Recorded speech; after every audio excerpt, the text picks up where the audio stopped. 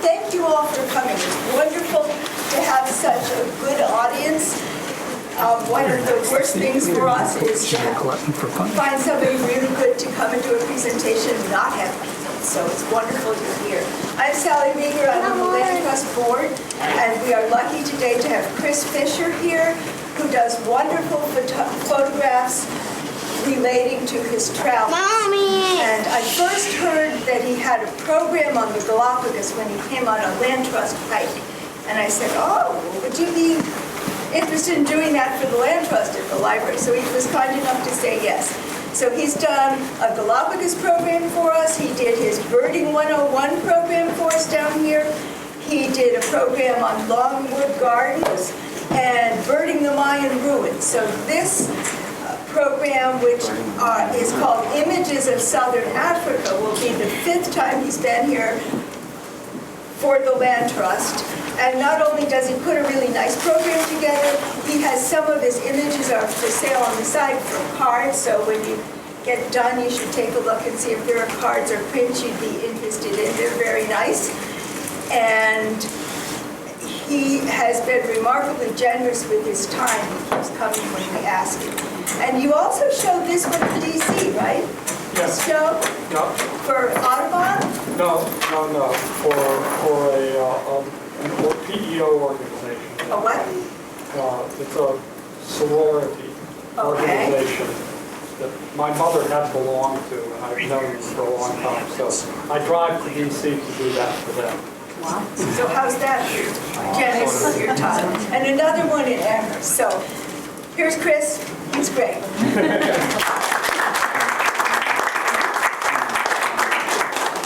Well, thank you all very much for coming out on a cold winter's afternoon. Winters finally seem to arrive. We had spring back in February, so now it's cold and a good day to be inside and a nice day to go visit Africa. Just out of curiosity, how many people here have been to Africa? Quite a few of you. And I'm sure that we've all had different experiences, as I will talk about in the program. It is a very large place. And after the program, I'll be more than happy to answer questions. I'd be happy to have you look through pictures over here and some cards that I left at home. My wife just nicely showed up, having run back and gotten them. So let's start the program, and we'll go for questions afterwards. Africa is a very diverse and very large place. Let's look at a map of the world. Here's Africa. It's the 2nd largest continent in the world. Of course, we're only going to visit southern Africa, which basically is this smaller area right here. But before we focus more closely on where we're going, let's take a moment to consider the size of Africa. Most of us have grown up looking at a standard map of the world, which looks very much like this one. Yes, Africa stands out as a continent, but let's compare it to North America. North America includes everything north of South America, up to Greenland. It looks pretty big, but Africa is 25% bigger. Why doesn't it look that way on this map? We all probably learned that the standard Mercator map distorts things as they are closer to the poles, and that Greenland isn't really that big. But we may not realize just how significant that distortion is. Here's the equator. The farther you are from the equator, the greater the distortion of area. Africa lies on both sides near the equator, so there's not much distortion. But the United States, Canada, Europe, Russia, and China all lie pretty far north. The Mercator map shows shapes accurately, but distorts area significantly. Let's look at a newer kind of map. This is a Peters equal area map. It distorts the shapes, but accurately shows the areas. Here are North America and Africa compared on this map. Notice you can now easily see how much bigger Africa really is. In fact, let's look at another interesting map. Take a moment and study this map. This shows that the entire contiguous U.S., plus the countries of Mexico, China, India, Japan, and Western and Eastern Europe will all fit inside Africa. That's a big place. Remember, we're only going to southern Africa, that little lower tip. In fact, if we look at a map of the contiguous United States and draw a line from Minnesota down to the tip of Texas, the eastern part of the map is almost exactly the same as the area of southern Africa. But before we continue there, here's one more really interesting map. Does anyone want to guess what this map represents? Anyone? GDP, that's often a guess, not a bad one, but not correct. It's based on greenhouse gas emissions of the various countries around the world. I'll let you decide what to make of the big fat United States, but we're going to Africa, and it shows us we're heading to a place that is still pretty undeveloped. So let's focus on the area we will explore in today's program. We will see images from Victoria Falls and along and near the Zambezi River as far west as Chobe National Park and as far east as Hwange National Park. We traveled to these areas on a Rhodes Scholar trip in 2014. In 2015, we were on a trip with Rock Jumper Tours. That tour stayed entirely within the country of South Africa. Highlights included Kruger National Park, Wakkerstroom Wetlands, the Mkuzi Game Reserve, the Tankwa Karoo, and the False Bay area near Cape Town, including a pelagic trip off the Cape of Good Hope. We also spent an additional week with our friends Suzanne and Steve Davis on the Cape of Good Hope and took many excursions, including a trip to Cape Agulhas, the actual southernmost point in Africa. We'll begin our trip along the Zambezi River, the fourth longest river in Africa. Here's a view from the plane as we were approaching the Livingstone Airport in Zambia. At ground level, we can see that it's a very wide but shallow river. We are here at the end of October, the tail end of the dry season, so the flow is pretty low compared to a couple of months from now. We came deliberately at this time because it is their springtime, like our April and May, the time when change is occurring. The nearby African bush is still almost tinder dry. However, we will most certainly see changes to that during our trip. During wetter times, the Zambezi River would cover these rocks just before it falls into a big crack in the earth, the place called Victoria Falls. While neither the highest nor the widest falls in the world, it is classified as the largest because of the annual total volume of water that flows over it. By February, the rock face on our right will be completely covered with falling water. When that happens, all you are able to see is a wall of spray. This entire chasm would be invisible, and pictures would be impossible. But in late October, the Zambian side of the falls has only a trickle, although there's still a healthy flow at the other end of the gorge on the Zimbabwean side. See the land out there? Notice it's the same height on both sides. Most waterfalls involve water running from someplace high to someplace low, but this one simply allows the water to fall into a large crack in the earth. Let's look at this from above.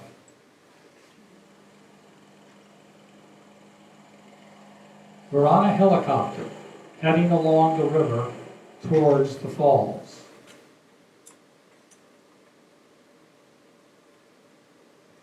Looking down, we can see the river suddenly seems to disappear.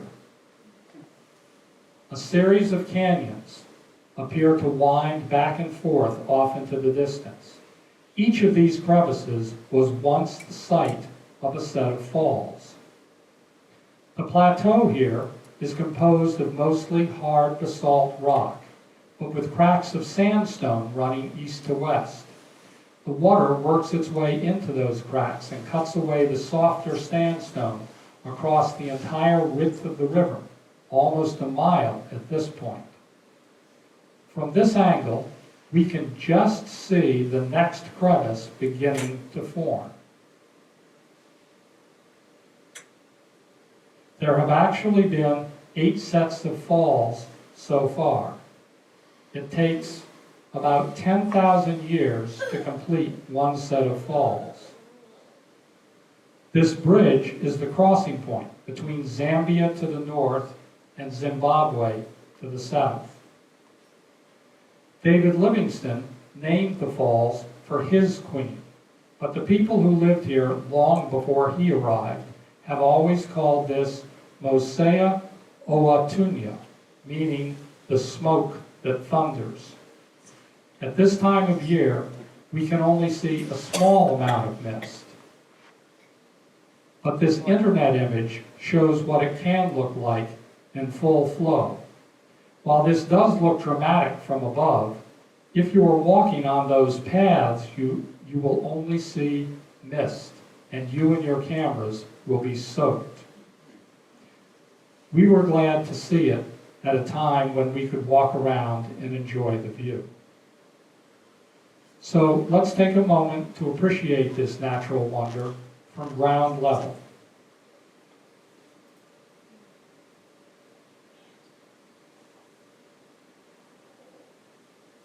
Seeing the beauty of the water falling over the dramatic rock face is why we enjoyed the low volume of flow. At high flow, these details would be impossible to see. Let's enjoy a few more images which capture the beauty of falling water at this world-class natural wonder.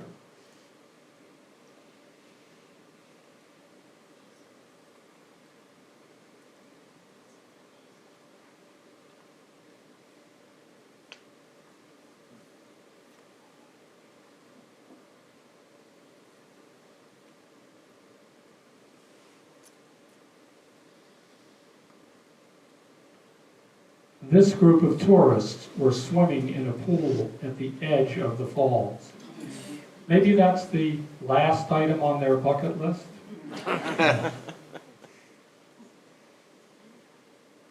Continuing our exploration near the Zambezi River, we will travel by boat on the river itself and by safari vehicle in the adjacent bush plains.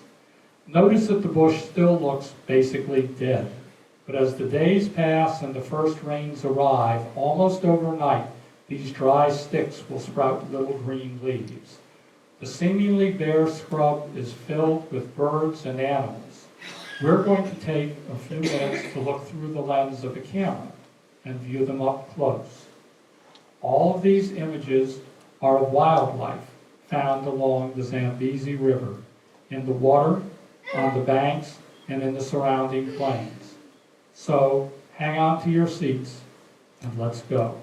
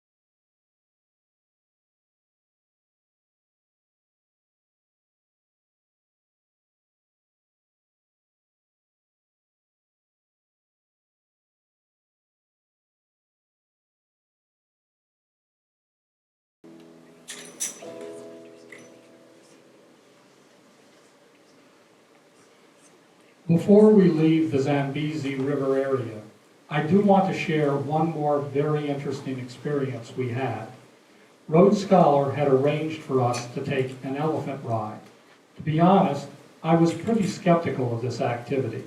I figured it would be some kind of zoo, and I don't think much of zoos. We arrived, and after a brief introduction, they brought in the elephants to meet us.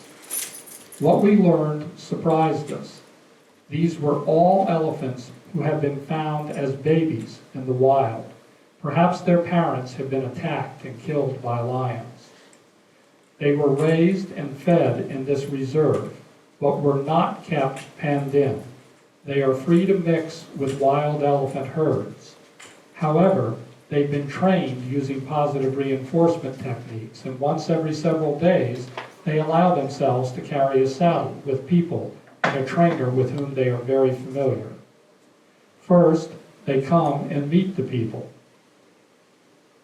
Then, they are led around to a stand where we will mount them. Lucky us, we got to ride Jacques, the largest alpha male in the group. In front of us was a young mother and a baby who was still nursing, so the baby had to come along. Notice it's already being acclimated to human riders. Occasionally, the elephants would stop for a snack along the trail. We probably rode about 5 miles on a trip out into the bush, which was more than an hour long. It was just a fantastic experience.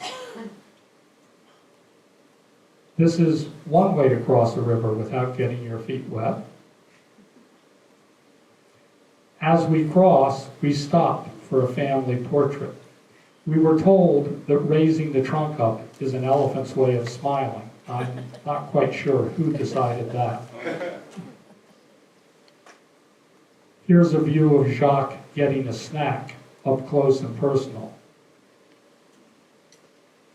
When we return, we each feed our own elephant.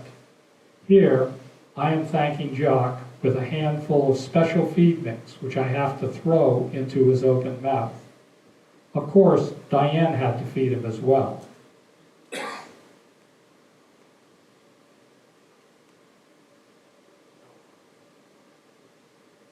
Yeah. Okay, time to move on. We've been focusing on this area in Zambia, Botswana, and Zimbabwe. Now we're going to move to this area down in South Africa. For a change of pace, we'll look out the windows of our bus as we drive through the countryside. We're off on a drive to Kruger National Park. These close rows of trees are orchards, but look at the top of that far hill. Those are probably farms of eucalyptus trees, a huge monoculture industry here. Once we arrive at Kruger, we're back in the dry African bush. Look, there's a herd of zebra.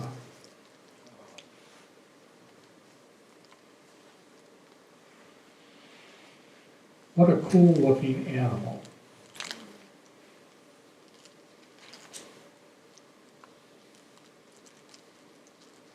Nearby is a herd of black wildebeests.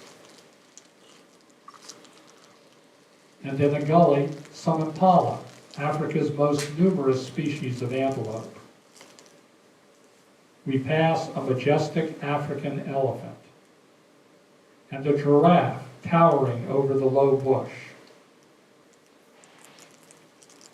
and feeding high up in the trees.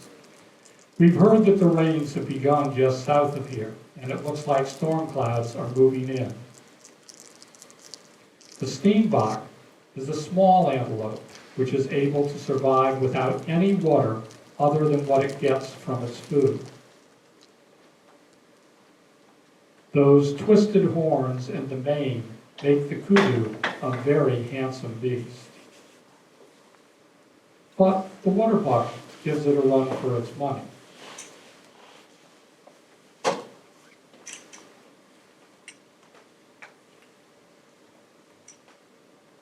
we pass a pair of crisscross giraffes. And we get pretty excited at, dare I say it, spotting a leopard. He's resting, but with the attention, he looks up and seems to be serious. But then he shows he's really just a big kitty cat. As we head south in Kruger, we come to an area where they've had showers the last few days. Notice how much greener it is. All those little brown dry bushes look completely different. We even see water flowing in a river. Another large elephant stands near the road. And at a distance, a black-backed jackal mother nurses her pups. When male buffalo get old, they leave the herd and form their own group, sort of a Buffalo's Sunshine Boys. The Chacma baboon baby clings to its mother underside when they travel. We have to stop for a family of elephants to cross the road. This youngster is only a couple of years old. And this one, only a month or two old, is waiting to nurse. A pair of white rhinoceros watch us as we drive by. We don't want to tangle with him or her. We had great looks at this African jacana, and then, in the late afternoon light, an amazing purple-crested turaco sat high on a branch. We leave Kruger with a great view of a male lion. He was just wandering down the road. South Africans love the jacaranda tree, and at this time of year, you will see its beautiful blooms in many towns and near many homes. Now, enjoy scenes of rural life and beautiful countryside as we head to Wakkerstroom.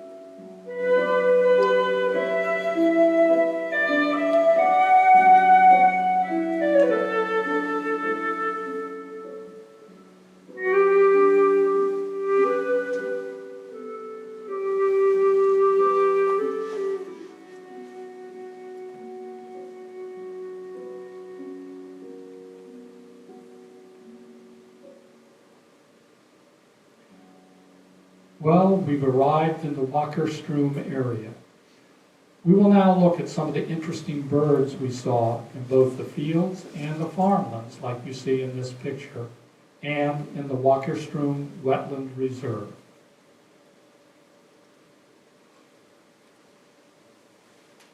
The Cape grassbird and the common waxbill were both foraging in the reeds near the road. This was our only look at a southern bald ibis. And here are two of the many swallows we saw near small streams.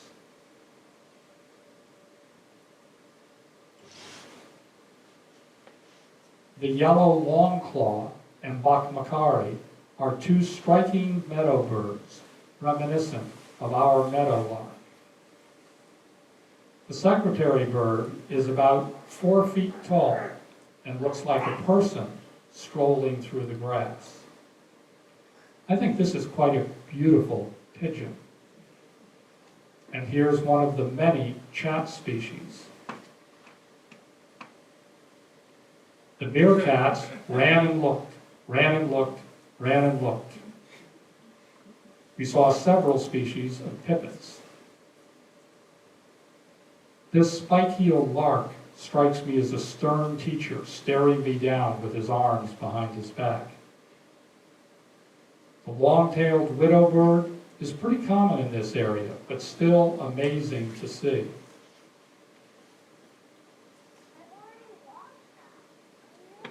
It's not hard to find the wattle on this African wattled lapwing. So now we've arrived at the wetlands park. This was a really neat find, the little bittern. And the African stonechat looks kind of like a black robin. This African swamp hen looks similar to our purple swamp hen in Florida. These tiny canaries moved very quickly among the flowers. The blonde squawko heron is my favorite heron in both looks and name. The African reed warbler is a very tiny bird. The yellow-billed duck, wow, look at those markings. We only had a distant look at a gray-crowned crane come flying in. The yellow-billed egret is smaller than the great egret, which is also found here.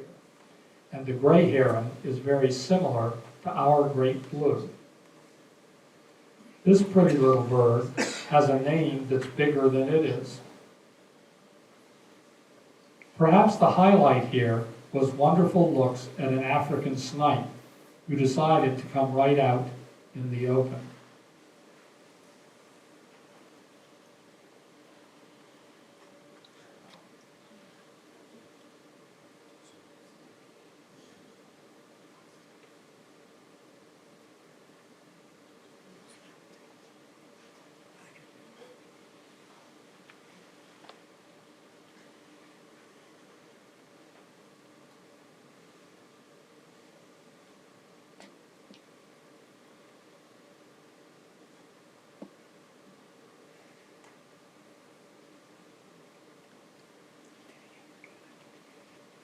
Our next stop was one of our most amazing adventures. We are heading to the Makuzi Game Reserve. It's nestled in some mountains not far from South Africa's east coast. We leave the greener highlands and return to the red dirt bush. The road to get there is primitive, although this sign promises improvements. It passes through several small villages where people wave and school children watch us with curiosity as we drive past.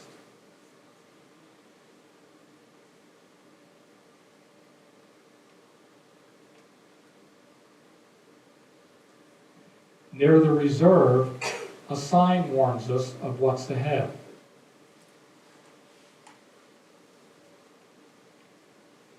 We are greeted by a yellow-fronted canary and a nyala, an antelope we have not previously seen. At a waterhole, we find a white rhinoceros, and a giraffe grazes near the road.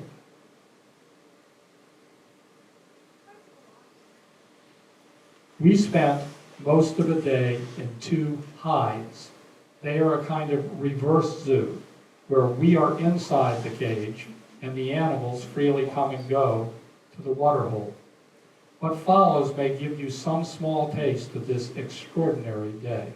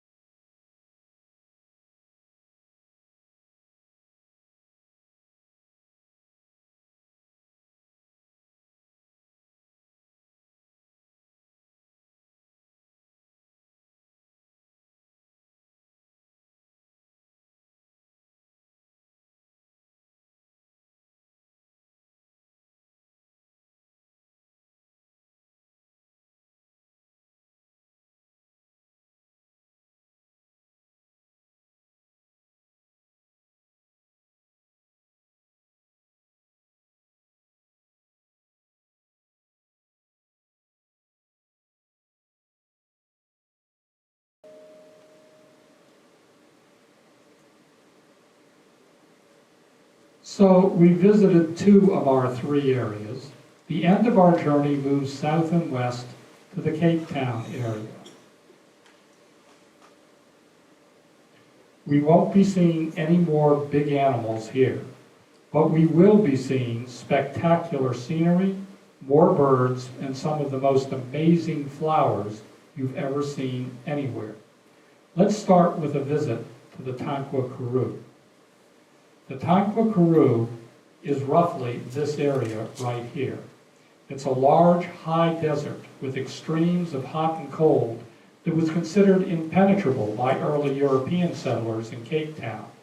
We visited there looking for birds.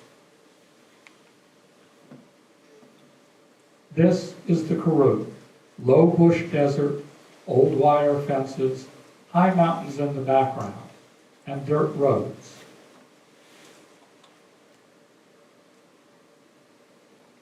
The birds here tend to be small, plain colored, and hard to see, except when they're sitting on a low wire fence.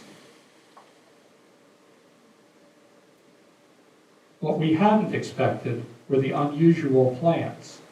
This wide, flat, bushy area hid an amazing variety of different species.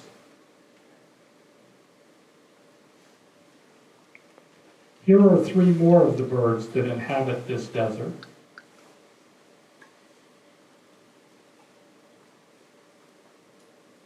The rufous-eared warbler certainly matches its name. As we traveled on, the variety and color of the flowers continued to amaze us. Pink, red, short, and tall, and mostly tiny blossoms. See these small flowers on the stem below the seed pod. The Karoo scrub robin with a small insect, and one of the few brightly colored birds that we saw in the region. The goshawk was the most common raptor. More flowers. This one was large, at almost an inch across. Look at this frosted vine. The miniature flowers on it were just barely opened. These last 2 birds were among our highlights, especially the cinnamon-breasted warbler, which is notoriously difficult to find.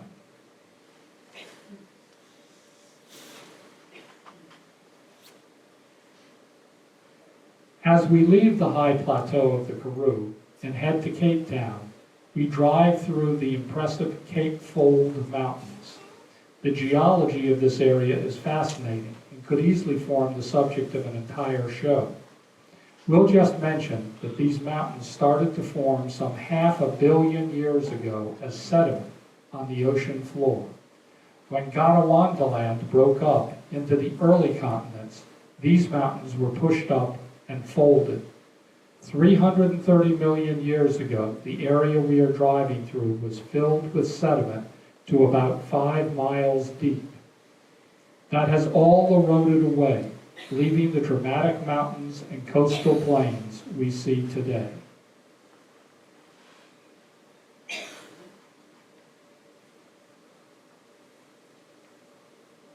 We've now reached West Coast National Park and the Atlantic Ocean. Perhaps the most dramatic formation is Table Mountain, which towers over Cape Town. We'll see more of that soon. We end our visit with images from around the greater Cape Town area and False Bay. False Bay is a large circular bay about 20 miles in diameter. It's about a 75-mile drive, more than 2 hours to get all the way around. The Cape of Good Hope forms the western side, while the area around Ruels is the eastern side. However, we're first going for a short trip to Betty's Bay to see a bird you might not expect to see here.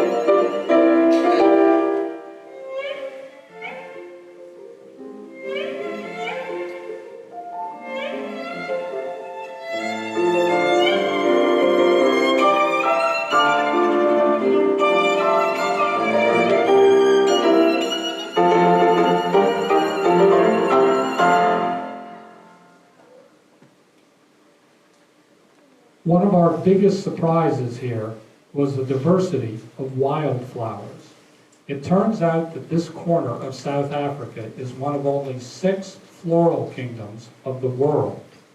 Known as the Cape Floristic Kingdom, it is both the smallest and the most densely populated. South Africa as a whole has an astounding 20,000 or more flowering plants, but there are about 9,000 in just this small region, and nearly 70% are endemic, found nowhere else in the world. These are a few of the hundreds of species we saw as we wandered along beaches, dunes, paths, and roadsides while looking for birds. Frankly, the flowers are a lot easier to photograph. I'd like to take a moment to show you not just the flowers, but the bush on which they grow. They are often low, scrubby bushes that you might not even notice. But close up, the flower is just exquisite. Look at this small tree. It looks kind of like a pine tree. But look at that flower growing among the needles right on the branch. We're going to quickly go through several more plants, and in each case, I want you to see the whole plant and then the detail of the flower. I'm not quite sure if this even qualifies as a flower, but it certainly has something interesting growing in there. Here's a daisy-like flower. But look at those leaves, round and fleshy. This plant just has white fluff. The flower almost looks like cotton. And this one has what looks like seed pods, but they appear to open into flowers. This sprawling little weed was covered with tiny white flowers. But look at the beauty of the flower in close. This was a pretty large bush with clusters of beautiful flowers at the tips. Here's a scraggly looking little bush. Are those even petals? Just a leggy weed in the sand, but an amazing flower. And finally, this little bush with yellow flowers. Such amazing detail in the flowers. Now, for the last few minutes of the program, I want you to sit back and enjoy a tour of the greater Cape Town area, the scenery, the birds, and the flowers.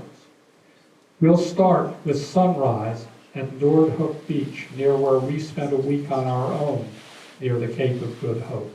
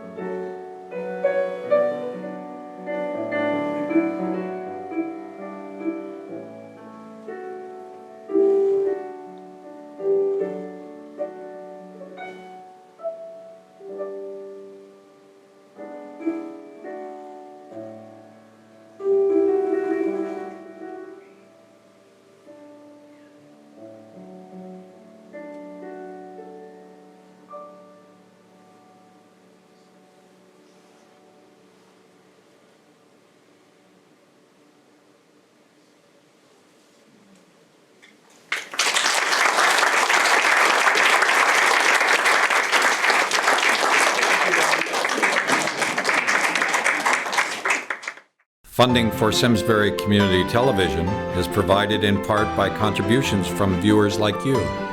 Thank you.